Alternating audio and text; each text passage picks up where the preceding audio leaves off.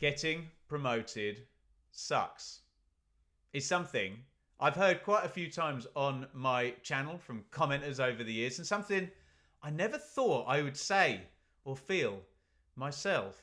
Do I feel it? I don't know. We're about to discuss it, but I'm certainly as close as I've ever been after my team Ipswich, who I'll admit I'm very lucky to have seen get promoted twice in the past 2 years. It had been pretty fallow before that, you've got to admit. But they came up against Crystal Palace. We're in the same division, a division where people should kind of be able to compete with each other. You've got two teams in and around the bottom area. It's a home game for Ipswich. Can they win the 6-pointer? No. They lost 0-1. And there was a bit of a sense they were reasonably, comfortably dealt with, and that the Crystal Palace squad was comfortably better and more experienced than the Ipswich squad after many, many Premier League years. Look, this is not just a football fan moaning about not winning. I promise it's not, because sometimes in these discussions you're kind of like, oh, you prefer the Championship. I wonder why, because you're winning it more than you win in the Premier League. Fine, I get that accusation. I've had Sheffield United fans, Norwich fans, maybe West Brom fans all tell me they prefer the Championship, and get promoted to the Premier League isn't what it's cracked up to be. But this is definitely a systemic thing where you get promoted, and let's be quite frank, getting promoted doesn't suck, does it? But where you get promoted to and the system you're promoted in, maybe that could do with a little bit of work, let's just say. Let's discuss why, and you can get your views down there in the comments. There's the kind of root of all evil there, and it's money, as always. And money and how it's distributed is kind of ring-fenced. The teams that are always in the Premier League. Then you get the teams that are in the Premier League most of the time. Then you get the teams that are in the Premier League but had the parachute payments, and sometimes they had the Premier League money, sometimes they had the parachute money. And then you get everybody else who never had a slice of the golden cake in this era here, where across 3 years the Premier League TV deal went up from 1.78 billion to 5.01 billion. Obviously, we all know the names of the teams that have had the biggest slice or the most, fed themselves the most on that particular cake. And yes, okay, they deserve it. They're historical teams, a lot of them that have done very well. But there they are. Arsenal, Chelsea, Everton, Liverpool, Man United, Tottenham have always been in the Premier League and made a lot of money out of it. Newcastle, Villa, well, they're interesting because they have been in the Championship. West Ham less recently. Newcastle and Villa. I mean, Villa was very close. Playoff final there. Don't know what happens if they don't win that, but hey, they probably would have been back anyway, given the size of the club and those Premier League years we're talking about up there. But they find their way back, don't they? Man City's weird because they went down to League One, then straight back up to the Premier League, and then down and then back up again, and then we're talking about a nation state. But Southampton is very, very interesting because Southampton are in the same boat as Ipswich. Do they think getting promoted sucks? I don't know. They probably do at the moment because they're bottom of the table. But majority of Premier League, 25 years of Premier League money for Southampton means the club is used to functioning a certain way. And will they be away long? Even if they go down this year, will they get back? Will they stay? I don't know. You tell me. What's perhaps a bit more pertinent to this conversation are the teams that are next down in this list. Do they think that getting promoted sucks? I'm sure fans of Coventry, Stoke, Bolton, maybe West Brom, although they've yo-yoed, Middlesbrough, Sunderland, Blackburn would all love a promotion to the Premier League because maybe they've gone down, gone away, missed the gravy train a few years too many and really, really want to be back. The yo-yo teams are the ones that really tell me that promotion sucks. Fulham fans used to tell me that, but they've stabilised quite nicely, haven't they? Leicester, down for one season and they look best set now of the three promoted teams to stay. I think that number could increase, couldn't it? Palace, well, they used to yo-yo a lot, but they've been in the Premier League in this golden era of money, money, money. And maybe they're my key case study that if you can just stay out 3-4 seasons, then when you come up against an Ipswich, you should be able to deal with them. And so they did. That prompts this video and my bad mood for the rest of the week. Norwich and Burnley, if we go further down, are interesting cases, kind of yo-yo teams. They're the ones where the fans are like, oh, well, we're really good in the Championship. We're not very good in the Premier League, although Burnley had a fair few years, maybe Norwich even more so.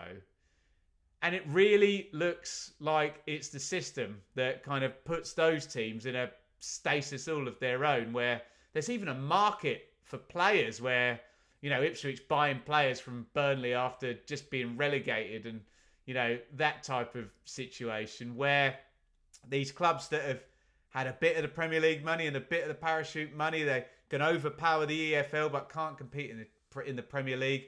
Surely we don't want a system like that. We want, when teams come down, for it not to be terror, disaster. We want teams that come up to be able to challenge.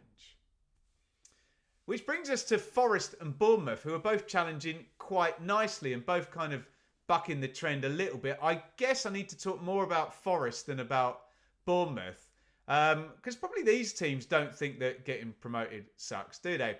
Bournemouth I'm going to put to one side because they were there at the start of the gold rush in terms of those big Premier League deals. I think there's an argument that Bournemouth overpowered the EFL in terms of finances, but you have to say for Bournemouth, when they're in the Premier League, they're very bloody efficient, aren't they? And they really punch their weight. So fair play for Bournemouth, who kind of bucked the trend a little bit.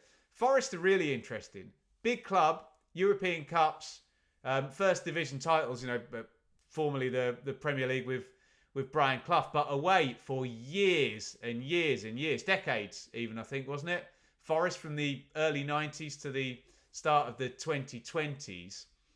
They've managed to do it and stay there, but look what they had to do. Went up, and this is what I'm saying about teams that maybe get promoted too soon or in the wrong manner. Forest is a shock promotion, isn't it? I did want to say that about Norwich, actually. Because you think about what started the ball rolling a couple of times for Norwich was a back-to-back promotion slightly before the gold rush, and then a surprise promotion, really, with Farker and Buendia and Pukki. Forest was a surprise promotion because they were bottom of the league with a load of loan players, and Steve Cooper pulled one out of his backside, and all of a sudden they win the playoffs, and they're in the Premier League, and they had to spend a load of money, breach FFP, chance their arm, run the risk, and they've managed to do it. Fair play to Forest. Is that the only way you can do it? I don't know. A few of you are going to be screaming, no, that's not the only way. And here they come again, teacher's pet, the golden child of Brighton and Brentford. Look, I know fans are sick of Brighton and Brentford being held up as the great example, but they are the great example at the moment. Because if you look at recent years of teams that have frankly never been in the Premier League conversation, managed to get in there and sustain, not yo-yo teams, not teams that had kind of previous Premier League history and, that second load of teams we looked at there that have got a few years on there. These two had nothing, didn't they? And they've managed to get up and sustain it. And what I think it tells me is you're almost better off losing in the playoffs a couple of times, because let's be fair, it was sort of some playoff heartbreak for Brighton. I remember all their players getting injured in the first leg against Sheffield Wednesday one time. I think they lost to Palace as well in the playoffs maybe a couple of seasons before, which is their kind of big rival down the M3 or whatever the main motorway is there. But what Brighton did is they built very, very gradually, and they won and won and won in the Championship over several years. There was a lot of owner investment from Tony Bloom. Let's not pretend that didn't happen. Same for Matthew Benham, by the way, at Brentford. But Brighton were up at the top of the Championship, challenging eventually Chris Hughton took them up.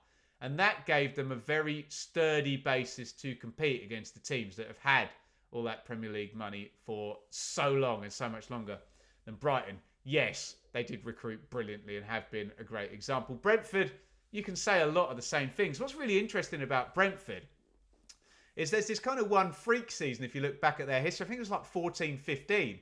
Might have been the first season they were in the Championship. Correct me if I'm wrong, Brentford fans. They got in the playoffs, didn't they? And they lost. I think they lost to Middlesbrough. Would that be right? My playoff history is not fooling me in my brain. There's a lot of playoff games go around this brain. Sad, isn't it? But then Brentford stabilised in the middle, built up gradually, started, building stars like Ben Rama and Mopai and Konza and Hogan even. They got massive money for. We know the story. And then they lost in the playoffs, and then they won the playoffs, and, then they got there. So it does feel like if you want to enjoy a promotion, maybe you need to bank the heartache, first of all. Have the heartache in the Championship, lose out in the playoffs a few times, knowing if you go up stable, the heartache in the Premier League may be less. And that is certainly the case for Brighton and Brentford, who are our case studies for stable clubs going up and surviving and building a good bit of Premier League work. Excuse me. Let's take it all the way back round to Ipswich. And do you know what? My memory is going and my heart is glowing, because Ipswich did what I just talked about Brighton and Brentford doing under George Burley in the early 2000s. They did manage to mess that up on the back end, but they lost in the playoffs 4 times and built and built and built and built gradually. And eventually when they got there, they actually finished 5th in the Premier League. And then that was too much and they dropped down. But have Ipswich been promoted too soon, too quickly for their own good? Honestly, probably.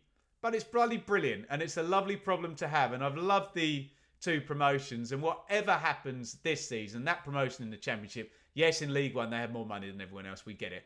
But in the Championship, that promotion was extraordinary, especially against the might of Leeds, Leicester and Southampton. Kind of the most powerful Year 1 parachute teams, points-wise, the Championship has ever seen. Would it have been better if Ipswich could gradually build up their squad and their asset base over a few years, like Brentford and maybe like Brighton did? Feels like Brentford did it more in the Championship and Brighton did it more in the Premier League, but the point stands for both of them. Would that have been better? Yes, of course it was, because we're looking at Amari Hutchinson and Liam Delap, young players who've been bought in, expected to just go in the Premier League, when Brentford are developing someone like Keane Lewis Potter over a few years before he's ready to go in the Premier League. Ipswich don't have that luxury. It's a weird system. It's a stupid system. The distribution needs to be sorted out. I talk about that a lot. And I think that is the net cause of people like me and Sheffield United fans, maybe Norwich fans, Luton fans, I don't know, you tell me, saying getting promoted sucks. You can see why people say it. It's a fun debate, so let's go ahead and have it down in the comments. Let me know your thoughts on promotion to the Premier League. Is it all it's cracked up to be? Is there a way you have to do it? Can you survive a shock surprise promotion like Ipswich or Forest without then breaching FFP and running the risk of financial ruin? Let me know in the comments. I'm sure I'll cheer up, but right now I'm as close as I've ever been to saying getting promoted sucks.